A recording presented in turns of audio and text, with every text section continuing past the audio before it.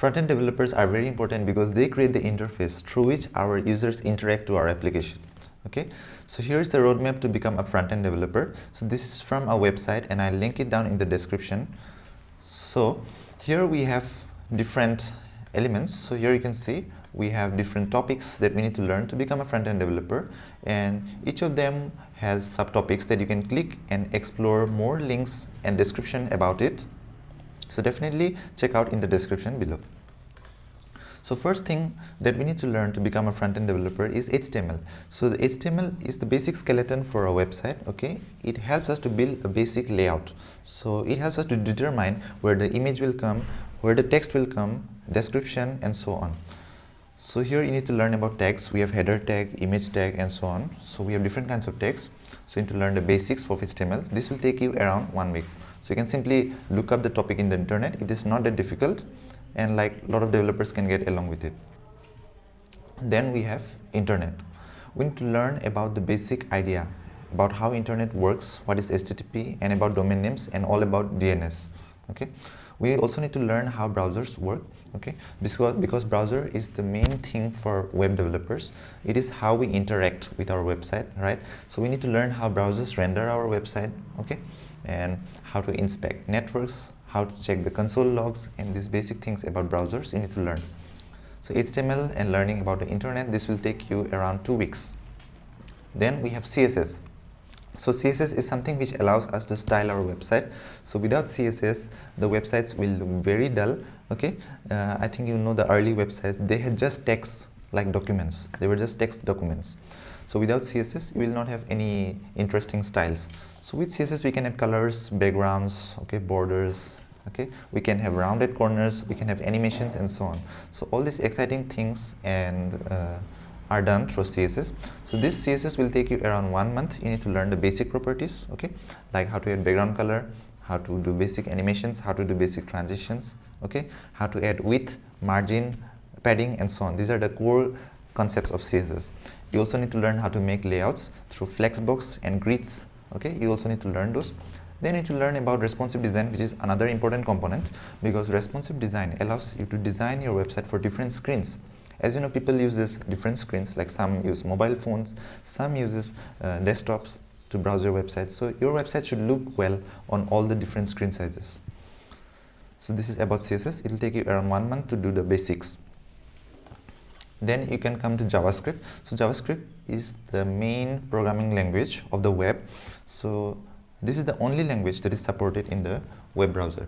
Okay, so you need to learn the basics of programming about variables, functions, operators, okay, inbuilt methods, okay, objects, arrays. So this kind of basic things about programming you need to learn. So this is same for all programming languages. First you need to learn that. Then you need to learn about DOM manipulation. So using JavaScript, how you can change certain elements of the DOM. Okay, how you can change the color of an item, of an element, how you can handle clicks. So whenever you click something, you should like run some code. Basically, it's called event handling, how to do all those you need to learn. Then you also need to learn basic API communication, how to communicate with an API, okay, from the server. So all these basic things you need to learn. So this will take you around 2 to 3 months if you are new to programming. Okay, so first do HTML, CSS, then JavaScript. Then we have version control systems. Now you need to learn how to manage your code, okay, into different versions, how to work with source control, okay. So Git and GitHub, they allow you to manage different versions, branches of your code. They allow you to do commits and maintain different timelines, okay, so that you can also go back in time and restore your code. So this Git and GitHub, these are very much important, and these are commonly used tools in day-to-day life of a programmer, okay. So first learn Git, then learn about GitHub and how to store code to GitHub, okay, and also learn how to clone others' code, read others' code. This will help you to gain more idea, okay, on good programming practices. Then we need to learn about picking a framework, okay. So we need to pick a framework. So we have CSS framework as well as JavaScript frameworks.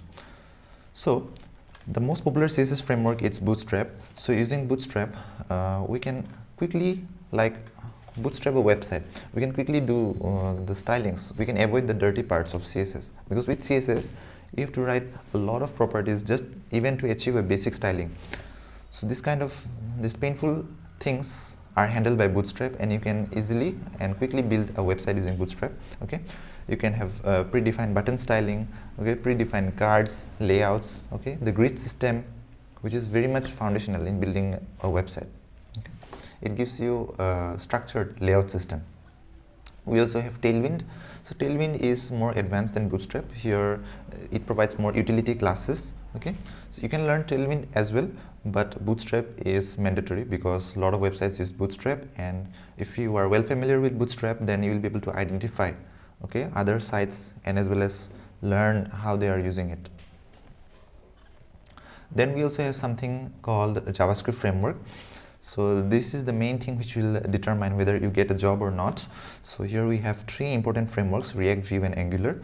So React is the most important, I think, in the job market because it is very much popular. It is as well used by Facebook and Instagram. So you need to learn React, how it works, okay, how to make components, the component system, how state works, how props work. So all these things you need to learn in framework. So once you learn a framework, you'll be easily able to skip to another framework as well.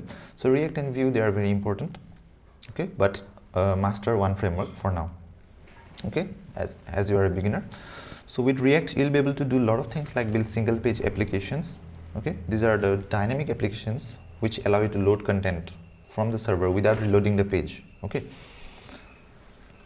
so yeah, it will also allow you to make your life easier. So instead of doing manual DOM manipulations, it will handle the DOM automatically based on state changes. Okay, based on state changes, prop changes, and so on.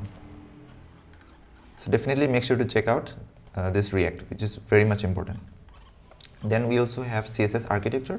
You can learn about basic CSS architectures like how to write good CSS code, how to write well-defined CSS code with proper class names, like we have BEM architecture. Then you need to learn about CSS preprocessor. So here CSS is important because CSS is quite popular. Now in CSS, whenever we write CSS code, it's very much verbose. You have to define a lot of class names, and whenever you want to style a child element, you have to dig through the parent, child, you have to write class names, right? You have to write descendant selectors, direct selectors, like it's a mess. But if you use CSS, it will help you to reduce down your CSS code, and it's also a much more fun experience. It has variables, okay, functions, mixins, okay, so a lot of different functionalities. Basically, the programming powers are included that you can utilize, like loops and so on in CSS. So learn this CSS, like it will help you to be much more productive, and it's also quite important in the front-end developer community. Then you have to learn about this package manager as well, like how to work with npm, how to install packages, because whenever we use frameworks like React, we use a package manager. Okay, we use a node package manager. We also have yarn and other tools. So with this you can install the packages written by other developers. So whenever we build a website using this kind of frameworks, so we can quickly install packages instead of recreating everything from scratch. We don't want to rebuild the wheel, right? We want to reuse the packages as much as possible to be productive, like a package for creating an alert, okay, package for some model, okay, packages for validation and so on. There are a lot of packages. So if you go to npm, it has a website, so this official npm website, there you can explore the list of packages. Then we have to learn about web security basics. We need to learn what is coarse issue, okay, how to, like what's the difference between HTTP and HTTPS, okay, how the data communication works, content security policy. So this kind of security risk you should be well aware of whenever you're writing front-end code. We also have these linters and formatters like prettier, ESLint. These are configured basically in the browser, so you need to be well aware of all this. About Webpack, it's a build tool basically. These are automatically handled by these frameworks, so you need to learn how to scaffold a project using all these tools. Then important thing is you need to learn about testing. So we have Cypress, which is automated tool, so it helps you to test your web pages. Okay, so using JavaScript code you can write Cypress logics, okay, how to test a website and whether the test will pass or not based on different conditions. Then we also have Jest, Vitest. These are another yet tools, popular tools, but for end-to-end testing you have to use Cypress, which is important. Then we also have different authentication strategies, because whenever we build a website, we will build sites we'll have pages which are protected. It should be password protected, right? Whenever a user has logged in, only those users should be able to access the web pages. So for those, you should be well aware of JWT, which is the most popular way of authenticating a user, JSON Web Token. Then OAuth, SSO, these are other tools as well that authenticate the user. So you should be aware of all of these things. But mostly JWT is mandatory, you must know about this, and sessions and cookies as well. And then you need to learn about TypeScript, because TypeScript is very important nowadays. So before we did not have type checking capabilities in JavaScript, so it led to a lot of errors. Okay, so we had a lot of bugs because most of the issues came from type problems. Like if you have an integer and you are storing a string there, and whenever you add those two values, it led to another string. Like it led to a lot of errors. Okay, and you have undefined errors, null errors, and so on. So using TypeScript and good programming methodologies, you can avoid a lot of bugs beforehand. Okay, so TypeScript is a mandatory thing nowadays because most of the projects are like default created with TypeScript. Okay, so you need to learn TypeScript. So it's an extension of JavaScript. Okay, then we have another important thing, which is server-side rendering. So we have frameworks which allow us to run this front-end code in the server, basically for SEO advantages. So we have Next.js for React and Nuxt.js for Vue.js. So if you're learning React, you need to learn Next.js, which is SSR framework, or if you're learning Vue, then you need to learn Nuxt. Okay, so these are important things that you should be aware of, because again, most of the projects are being created using these SSR frameworks. So they are the frameworks on top of existing frameworks. They are also called meta frameworks, by the way. Then we have progressive web apps, static site generators, mobile apps, desktop apps. So these are additional things that you can explore once you have mastered these things above. Okay, so these are the foundational things that you need to master first before moving to these secondary things. These are not that important.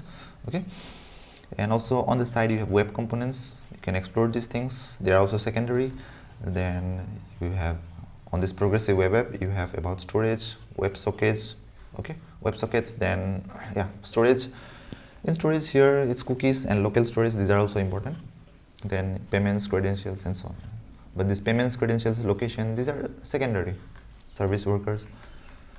So focus on these core things. This core fundamental things will take you around 6 months to complete. So make sure you study well all these concepts, and if you have any doubts or confusion, make sure to ask in the comments. I will answer it in the next video. Thank you for watching. Subscribe.